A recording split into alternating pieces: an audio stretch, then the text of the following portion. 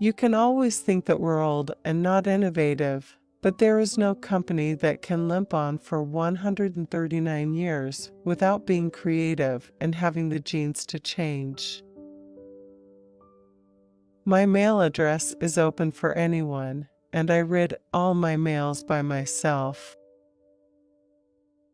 I need to build my team around my weaknesses. When you start losing market share, it's really tough to gain it back. You need the product portfolio and presence in many markets.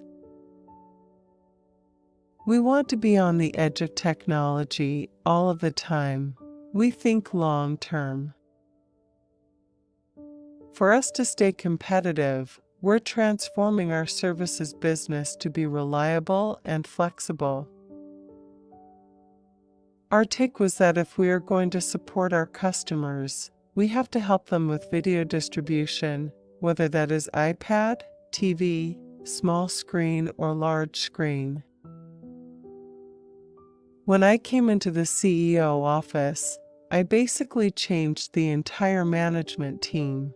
We knew that we had to change the company, so we needed a new set of leaders. It's always great to have a purpose of a meeting and an ending for it, but it's even more important to be present and have an engagement on the topic you're doing, to create an environment and energy around that meeting, so everybody goes from there. That's great. We can take it forward.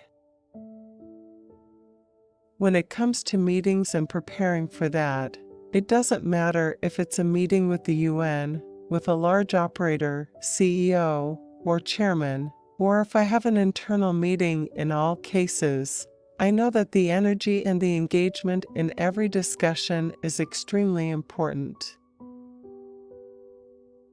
I was taking a break from university so I could play handball full-time for a year. For us, we are moving a company that has been around for 137 years to the next level so that we can be there for the next 137 years. I have rules for everything. Men can't do much to change. We have to wear suits, although I never wear a tie, apart from in Asia sometimes, so I decided to grow my hair. The infrastructure we provide is the same in a remote town in Africa or New York or an archipelago in Sweden. We use the same system, and the chips inside the phone are the same. Even if you buy a Finnish, Korean, or American phone, it will be Ericsson on the inside. We do a lot of consumer research. Consumers believe the smartphone will be the remote, meaning that it will orchestrate a lot of things. So maybe you will take your connectivity with you to the car. You don't need to recall 100,000 cars because you need to fix something. That can be done with a download of software. Today there are 2 points where a car manufacturer has interaction with you as an owner of a car. 1. You buy the car. 2. You go to the car shop to repair the car. You're going to see this Internet of Things start demanding network performance and making the networks much more aware of what is on top of them. We want to be number one. From the ingestion of content to the playout to any type of channel, everything between there. You should see Ericsson if you are a broadcaster, telecoms operator, or cable operator. For us, it is very important all the time that our core business is really good, but that we don't stop moving. Remember, China is the largest country in the world. So they have the confidence, the capital and resources to create large companies. I said we're going to leave phones, and so we did. We sold it to Sony. The IT bubble is the IT bubble, and of course, We became a company that contracted dramatically in 2001 and 2002. We basically came down by 45,000 people, a dramatic ramp down. What was really tough for me was that Lars Magnus Ericsson founded Ericsson in 1876. We've always had a consumer product. And I'm the 16th CEO of Ericsson, and I decided that we don't have any consumer products anymore. I think that we are trying to put data communications, telecommunications, and media communications together and be the #1 player there. India is an important market for Ericsson, not only as a telecom market, but also as a global hub for R&D. I manage my business. Politicians are doing their business. I can only work within their rules and regulations. I can't pick up a political fight. I believe in free trade.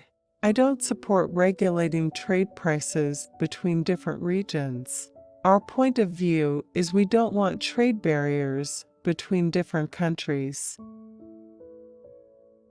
There are so many devices that can receive video, creating complexities, because suddenly you can have a TV, laptop, smartphone, pads, and they are of different sizes. It's clear that you need to standardize and get a much more efficient TV delivery. It is very difficult for me to speculate as to how long it will take for the LTE-TDD ecosystem to mature. Of course, the whole industry is speaking of scale and a combination of scale in order to get more efficiency in the ecosystem. When I look into the Ericsson's mobility report that has predictions till 2018, the majority of people having mobile broadband by 2018 will be on 3G. It is users that are driving the networks with innovations on top of the networks and with innovations in the devices space. This is very healthy.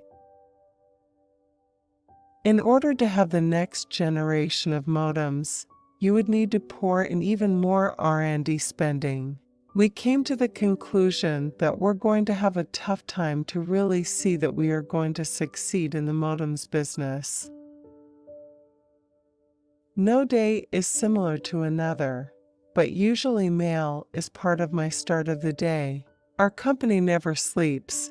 We have business in 180 countries, so there are no real mornings or nights.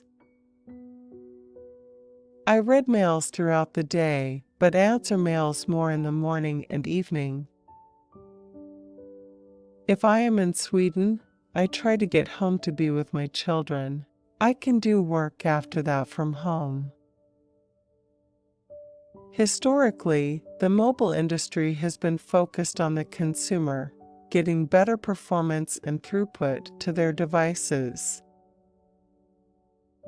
For every $10 you reduce the price of the smartphone, 100 million more people will buy them. By the end of 2020, the only region of the world that will still have a lot of 2G connections may be Africa. I believe mobile technology has a much broader role to play. It could solve some of the biggest problems on Earth. We have a global scale, but not everyone has 4G in the world. We need to understand what innovation will be built on top of our networks.